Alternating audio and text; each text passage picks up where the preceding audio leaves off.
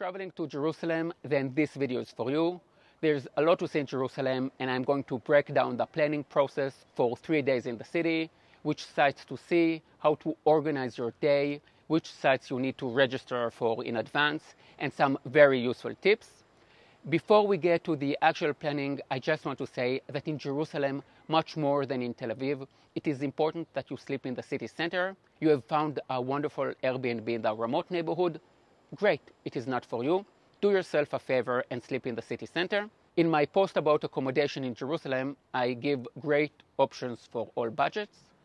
The most important places in Jerusalem are in the Old City, the Western Wall, the Church of the Holy Sepulchre, the Dome of the Rock, the Via Dolorosa, the Jewish Quarter. There are two areas that are located outside the Old City, but still part of it, and they are usually visited together. The first is Mount Zion, where you will find the tomb of King David, the room of the Last Supper, and the Dormition Abbey. And outside the Dung Gate, which is near the Western Wall, you have the City of David National Park, which is ancient Jerusalem. This is a very interesting site. A large section of it is actually underground, and you also have the option of walking in waist-height water. Most of the sites are open at all times. The Western Wall is open 24/7, and the Church of the Holy Sepulchre is open from very early in the morning. If you want to enter the Western Wall tunnels, where you get to see the entire length of the Western Wall, then you need to register in advance. You will be able to find links to other places I mentioned in this video in the post link below.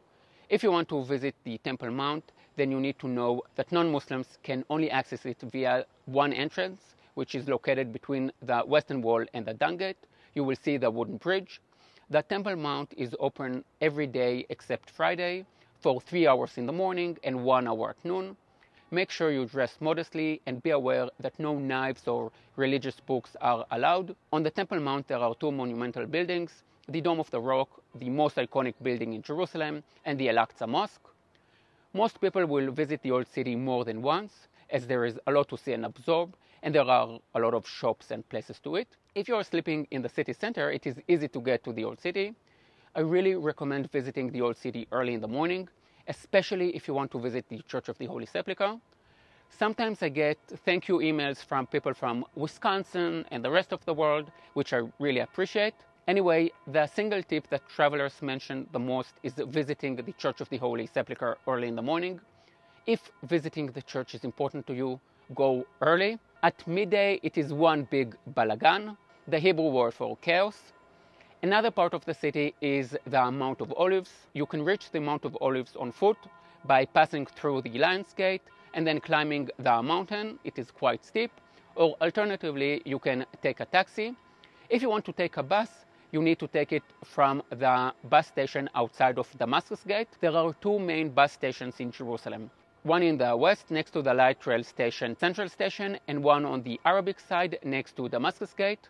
From there, you can also take a bus to Bethlehem. At the top of Mount of Olives is the Chapel of Ascension, where, according to tradition, Jesus ascended to heaven. Many of the sites on the Mount of Olives are connected to Christianity, the Church of the Paternoster, Dominus Flevit, the Church of Gethsemane, and others. The reason that there are so many important churches is that Christianity tends to commemorate events connected to the life of Jesus by building churches, which is something that can't be said of Judaism and Islam. But the sites on the Mount of Olives are not only of interest to practicing Christians. Mount of Olives is higher up than the Old City, so the view is amazing. All the videos you can see about Jerusalem start with a 3-second shot from the Mount of Olives. Another significant location is the Jewish cemetery, one of the most important Jewish cemeteries in the world, since Jews have been buried here for around 3,000 years. Allow yourself 2 to 3 hours to see the main sites. Unlike in the Old City, there are almost no places to eat while visiting the various points of interest.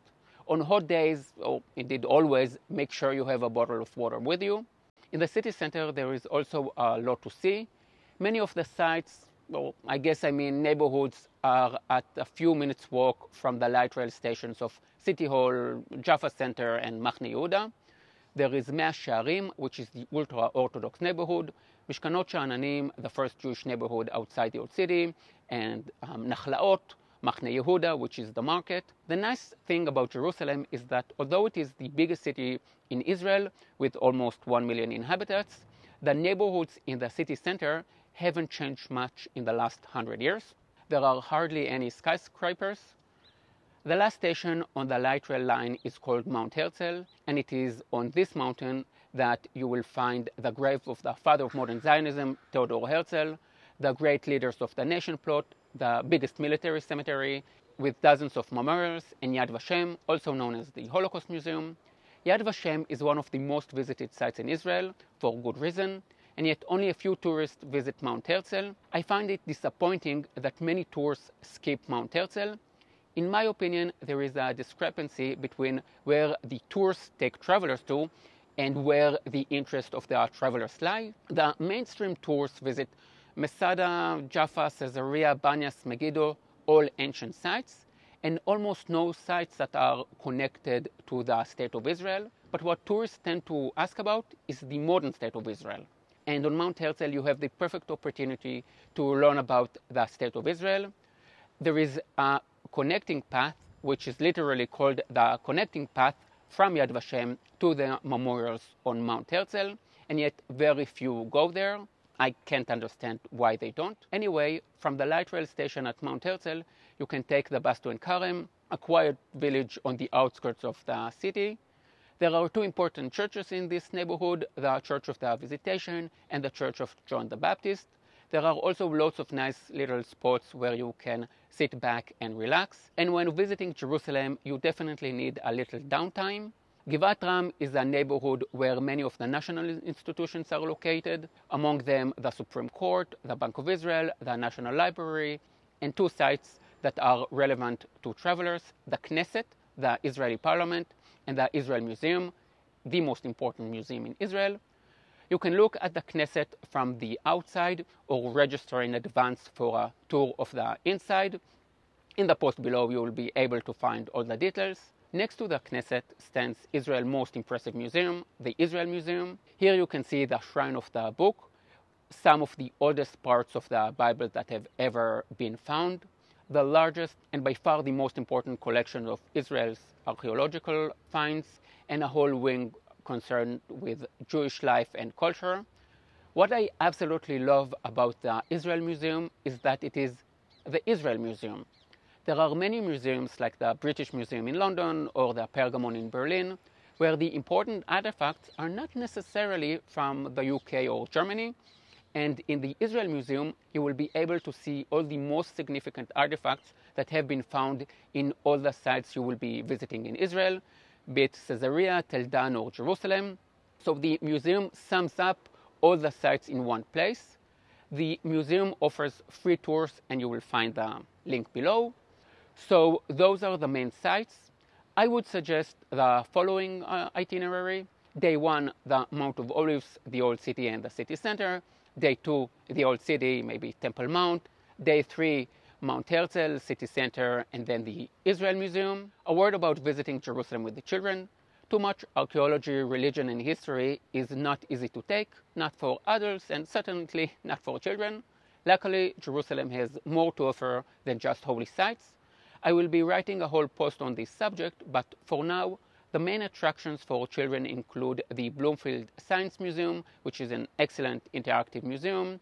There is the Jerusalem Biblical Zoo, where the focus lies on the animals that once lived in Israel and those that are mentioned in the Bible. Also, the Israel Museum has a large wing dedicated to children. Although this is a video about 3 days in Jerusalem, I know that some people visiting Israel for a conference or for business might only have 2 days in Israel. If you have 48 hours in Israel, then I would recommend day 1 in Jerusalem for the Old City, the City of David, and the market, and then a day tour to Masada and the Dead Sea. Getting from Jerusalem to Masada takes about an hour and a half, and this is probably the most popular day tour in Israel. All the information about Masada and the Dead Sea will be in the post link below. The most important thing is not just seeing the sites, but understanding what you are looking at. You can join a tour, you can find my recommendations on my website, or you can hire a private guide like myself. Yes, I will soon be starting to guide in Jerusalem again. And if you're on a budget, you can purchase my app, Jerusalem with Oren, with all my Jerusalem tours as videos, discount codes, and tips. It will take your Jerusalem experience to a much higher level. This week I signed my mortgage, about 1,000,000 shekels. Now I've done all the calculation and I only need around 20,000 of you to purchase my app, and then that's it. No more mortgage, so do the right thing. That's it. Give this video a like and subscribe for more tips. All the information will be in the link below. See you in Jerusalem. Yalla bye.